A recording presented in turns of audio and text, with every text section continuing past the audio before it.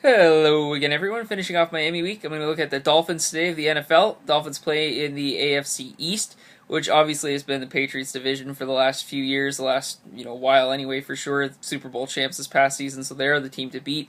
But I think the Dolphins are going to start to turn the corner. I think they've made some great draft picks, brought in some great uh, people through trade and through free agency and all those aspects. And I think their 8-8 record last year is going to improve to like a 10-6 record. I'm going to say this year. I think that is the kind of record you need to win this division. Is a bare minimum of 10-6, but I think the Dolphins have the talent to have that kind of season.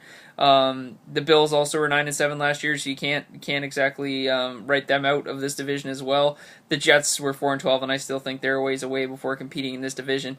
But I don't think it's necessarily the Patriots won the Super Bowl. Patriots got this division again locked up this upcoming year.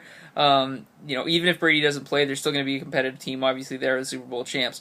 But I think the Dolphins and or the Bills are going to give them some competition in this division now for sure. And they did go 8-8 last year. The Miami did. The Bills went 9-7, so they didn't have horrible seasons. And I think now the Dolphins especially have added in some pieces, drafted some pieces that are going to help them get better going forward and make the playoffs this upcoming year. Starting with the draft, 14th overall pick, Devontae Parker, wide receiver out of Louisville. Him and Tannehill, I think you're going to make a great wide receiver quarterback combination going forward. You get them building some chemistry now. You gave Tannehill that big contract extension, so he's definitely your quarterback going forward. And you draft a young wide receiver. You got a great combination there to go forward throughout the end of this decade and into the next one. Their second round pick, Jordan Phillips, the nose tackle at Oklahoma. Their defensive line is already great with the guys they brought in. Obviously, Sue, I'll get to him in a minute. But you bring in a young guy like that, your defensive line is going to be that much better. And maybe Phillips, maybe he plays some outside linebacker. I think it's kind of makes it tricky when you look at defensive linemen and linebackers, especially whether they're going to a defense that's a 3-4 or a 4-3, and how mobile are these guys. So maybe we'll see Phillips in the linebacker position. We'll see what happens with him, but I think he's a great pick nonetheless with that second round pick. They drafted Jamal Douglas of Arizona State, who's an offensive guard. Last year, Tannehill was sacked 46 times. How many of those sacks were him being a little impatient and trying to get those extra yards with his legs? That's an argument you're going to make, but 3 sacks, almost 3 sacks a game, it's not something you're going to want for your quarterback. So, getting a guard in the 4th round I think helps. Obviously, Pouncey's great on that offensive line, but you're going to have guys around him that can make sure Tannehill stays on his feet. Obviously, with more seasons, he's going to be a little more patient and wait for plays to develop and not rely so much on his legs. But it's a nice aspect to have in his game for sure. They had four picks in the 5th round, and those were where their last picks came.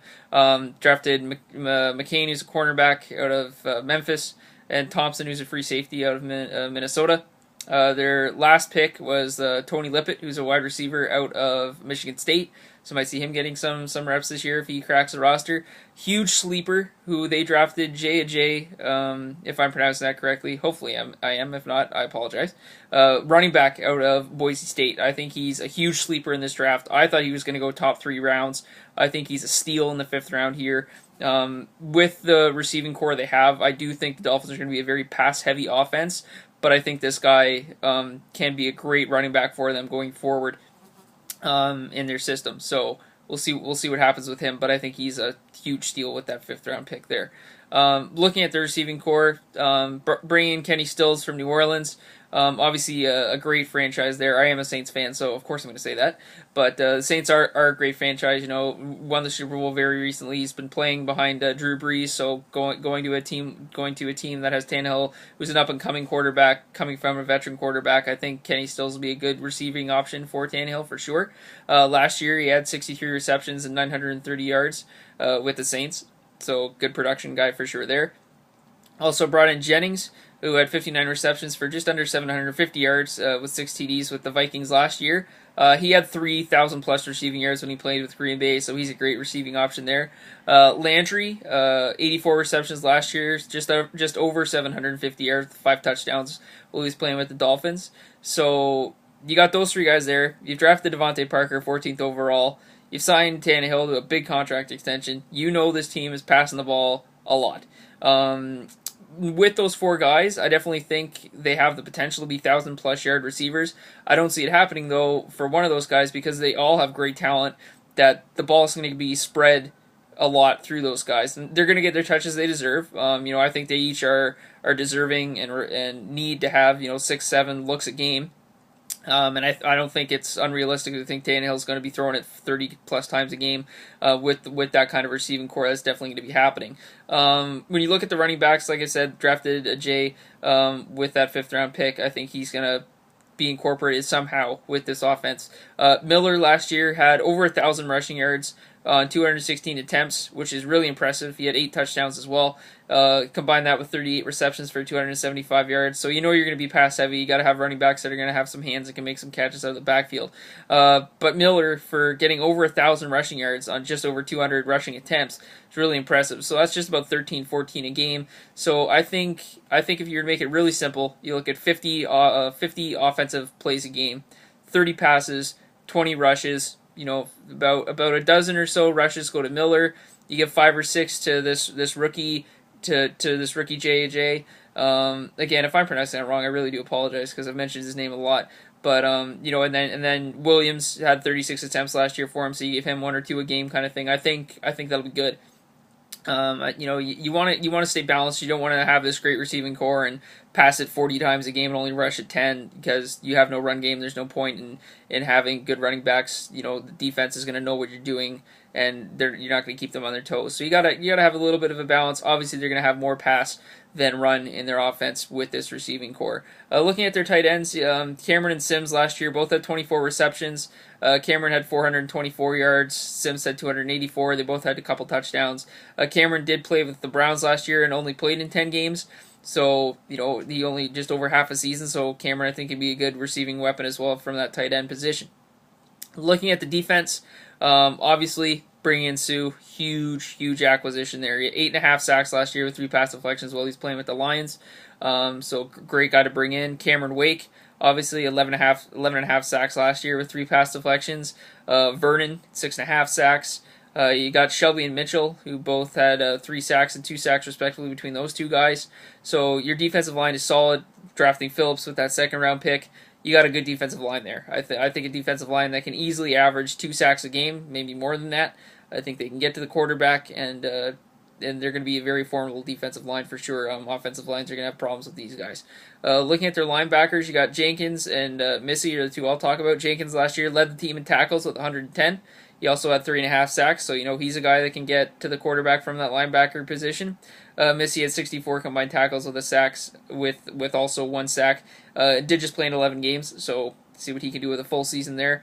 It is important that the guys who lead your team in tackles can't come from your DBs, because that means way too many plays are getting to the second level, second, third levels. You want the guys who lead your team in tackles to be linebackers, at least in my opinion. If your cornerbacks and your free safeties are leading your team in tackles, way too many plays are getting to that second and third level, or you have free safeties that really like to cheat up and are making some good tackles within 10 yards of scrimmage kind of thing, then that's great. But usually that means too many plays are getting back there, and you want your linebackers to be leading the team in tackles, and that's what Jenkins did last year. Looking at their DBs, a couple guys they brought in, McCain and Bowman. McCain last year played with Pittsburgh and had 6 pass deflections and 3 picks. Bowman last year played with the Giants, same numbers, 6 pass deflections and a couple picks, so not as many picks, but a couple guys that had 6 pass deflections each, so those are good guys to bring in. Grimes, I think, is their cornerback, who's going to be covering the number 1 receiver of the opposition. Last year he had 57 tackles with 12 pass deflections and 5 picks. I think he's a great cornerback. I think he has the skill set and the ability to cover the top receivers of their opponents, so keep an eye on him. Their strong safety Jones last year, he had 80 combined tackles with 7 pass deflections and 3 picks. He also just played in 12 games, so give him a full season. I think he's a great strong safety. Delmas had 63 combined tackles with 3 pass deflections from the free safety position. So I think their strength comes from their defensive line, but they have a very very strong. Strong maybe not be the right word, but a very competitive and capable defensive backfield as well. So I think this team is going places. I think they can easily have a 10-6 record this year, make the playoffs. Great guys they brought in on both sides of the ball. Tannehill's a solid quarterback. He had a 66% completion percentage last year. You want that from a quarterback. Over 4,000 yards, 27 touchdowns to 12 picks. Those are solid numbers. And he can move the ball with his legs too when need be. So keep an eye on the Dolphins this season and going forward. I think they're going to have a successful year. Maybe go 10-6, if not even better than that. Thank you again all for watching. You can follow me on Twitter at GHAM614, and I will get back to you next week with a new city and new teams. Bye-bye.